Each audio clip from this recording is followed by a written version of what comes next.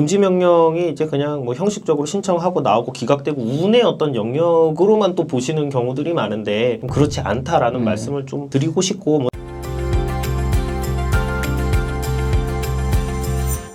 안녕하세요. 김운찬 유익상 변호사입니다. 저희 유튜브 시청자 사연 네. 읽어보는 시간을 갖도록 하겠습니다. 저는 10년 전쯤 개인회생을 진행해서 2020년에 면책을 받았습니다. 이후에도 자녀 사교육비와 생활비로 대출을 받는 것을 반복하다 보니 재차 개인회생을 진행을 고민하고 있습니다. 제가 과거에 개인회생 진행할 때 월급이 압류가 되어 직장 내에서 굉장히 난처했던 경험이 있습니다. 문제는 제가 현재는 계약직으로 전환한 상태라 급여가 압류되면 재계약이 어려울 것 같습니다. 금지 명령이 간절한데 개인회생 재신청 사건의 경우 금지 명령이 나오지 않을 가능성이 높다고 들어서 어떻게 대응하는 것이 좋을지 의견을 구합니다. 네, 이건 굉장히 현실적이고 이 중요한 문제인데 의외로 이제 금지 명령이 안 나올 때 곤란하신 분들이 상당히 있거든요. 맞죠. 그럼에도 이제 법원 실무적으로 모르겠고 일단 금지 명령 기각 기각. 이렇게 나오는 경우들이 많아요. 기계적으로. 일단은 네. 재신청 사건의 경우 금지 명령이 나오지 않는 이유 어떻게 보시나요? 재신청이라는 것 자체가 기본적으로 개인회생을 한번 이제 진행을 했었다가 뭐 면책까지 가지 않더라도 뭐 폐지가 됐던 중간에 뭐 본인이 그거를 취하를 했던 뭐 어떤 경우든 간에 개인회생 절차를 남용하거나 악용한다는 일단 의심이 있는 거죠. 법원 일단 재신청이라는 것 자체가. 네. 그러면은 이 부분에 대해서 금지 명령이라는 게 어떻게 보면 채무자한테 굉장히 유리한 거거든요. 독촉 추심을 일단 중단 그냥 하지 마. 이게 굉장히 유리한 거고 사실 금지 명령 그 자체만을 목적으로 개인회생을 진행하시는 분들도 또 꽤나 있어요. 있죠. 네.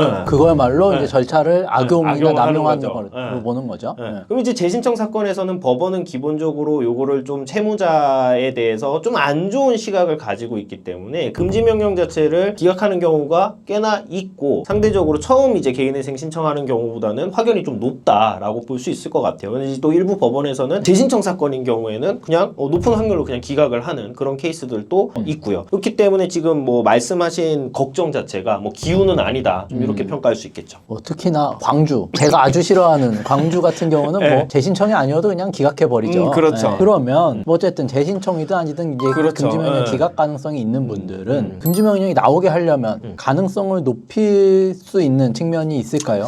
일단 첫 번째로 고려할 수 있는 거는 관할일 것 같아요. 관할. 말씀하신 것처럼 이제 뭐 광주 같은 경우 피해라. 피해라. 일단 관할 피할 수 있으면 피해라가 되겠죠. 굉장히 현실적인 것 같고요. 특히 이제 뭐 의정부나 이런 경우는 재신청에 이제 뭐 변제율 또 종합적으로 또 봐서 판단을 하기 때문에 또 변제율이 어느 정도 되는지도 좀 중요할 테고. 그럼 종합적으로 결국에는 관할상 가장 유리한 곳으로 진행을 하는 게 좋은 방법이다라는 일단 말씀을 드리고 싶고요. 그다음에 이제 두 번째는 이제 금지 명령이라는 게 결국엔 이제 개시 신청한 이후에 이제 들어가게 되는 것이고 서류 자체가 충분히 이제 검토가 되기 이전에 나오게 되는 것이잖아요. 그러면은 여기서 중요한 거는 채무자 진술서가 될 것 같아요. 그래서 채무자가 내가 왜 금지 명령이 일단 좀 필요한 상황이고 이게 재신청 사건이지만 내가 제도를 악용하거나 그런 것이 아닙니다를 충분히 소명을 해서 가급적이면 법원 입장에서는 이 사람은 그래도 금지 명령을 내줘도 되겠구나라는 인상을 주는 게 중요하다 이런 말씀을 드릴 수 있을 것 같아요. 그러면 이 사안의 경우에는 네. 어떤 금지명령 신청서에 의견서를 변호사가 작성해서 낸다거나 네. 아니면 이제 채무자 본인의 진술서를 낸다라고 했을 때 어떤 부분들을 좀 주장해 볼 여지가 있을까요? 그러니까 뭐 사실은 여기서 제일 중요한 거는 그러니까 지금 걱정하시는 포인트가 딱 있잖아요. 네. 이게 그러니까 정규직으로 있다 계약직으로 지금 전환하신 것 같아요. 이제 그 은퇴 이제 좀 앞두고 계약직으로 전환하는 상태에서 계속 계약을 하고 있는데 이게 급여가 압류가 돼서 가압류가 되겠죠 아마 표현은 어쨌든 압류가 돼서 회사에서 어떤 이런 내용들을 알게 되면 재계약에 굉장히 불리함이 있을 것 같다라는 거고 그것은 곧 이 사람의 어떤 생계나 개인회생 진행을 위해서 필요한 소득의 원천이 상실되는 사유인 거잖아요. 그러니까 금지 명령을 받아야만 하는 그런 어떤 특수한 필요성이 지금 있기 때문에 이 고민 자체에서 벌써 그리고 그런 사유가 있기 때문에 고민이 크시겠죠. 이런 내용을 좀 중점적으로 주장을 하면 금지 명령 가능하지 않을까라는 생각이 들어요.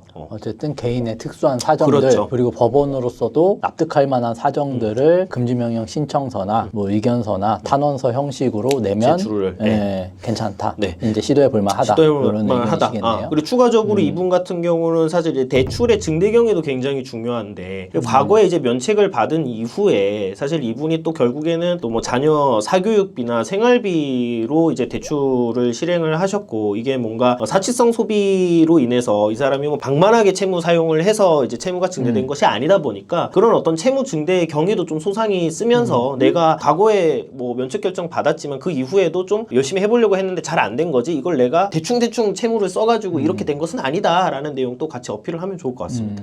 말씀하신 거에 이제 조금 덧붙여서 최근에 이제 제가 진행했던 사건 그 경험도 좀 말씀드리면 네. 특히나 이제 광주 같은 경우는 뭐 무조건 기각 일단 예외적 인정, 예외적 이제 발령 이렇게 그렇죠. 나오는데 주식 코인을 하신 분이었고 변제율이 한 40%대 정도밖에 안 돼서 무조건 이제 기각될 수밖에 없다. 이제 모두 예상을 하고 있었는데 이분 같은 경우는 이제 아내분께서 굉장히 좀 이제 신경이 쇠약하신 상태였고 그래서 이제 독촉 추심으로 연락이 오고 그다음에 뭐 우편물이 날라오고 심지어 뭐 만약에 그런 상황에서 찾아오는 것까지 만약에 그런 상황까지 발생한다라고 하면은 굉장히 이제 가정 환경이나 상황에 지장이 있을 수 있었기 때문에 그런 내용들을 직접 탄원서로 본인이 쓰셨고 그거 기반해가지고 제가 또 금지명령 신청서를 의견서 형식으로 길게 이제 충분히 잘 써서 냈더니 금지명령이 나온 케이스도 있거든요. 그러니까 이제 말씀하신 거에 연장선상으로 봤을 때 얼마나 이제 이런 부분들 사건의 사실관계를 잘 구성하고 그다음에 보는 사람이 납득할 수 있게끔 요걸 법리적으로도 갖추느냐 요게 이제 핵심 포인트라고 볼 수 있을 것 같습니다. 금지 명령이 이제 그냥 뭐 형식적으로 신청하고 나오고 기각되고 운의 어떤 영역으로만 또 보시는 경우들이 많은데 그렇지 않다라는 말씀을 좀 드리고 싶고 뭐 사전에 좀 기각이 예상이 되는 어떤 그런 뭐 관할이라든가 케이스라면은 좀 철저하게 잘 준비할 필요성이 있다 이런 말씀도 드리고 싶습니다.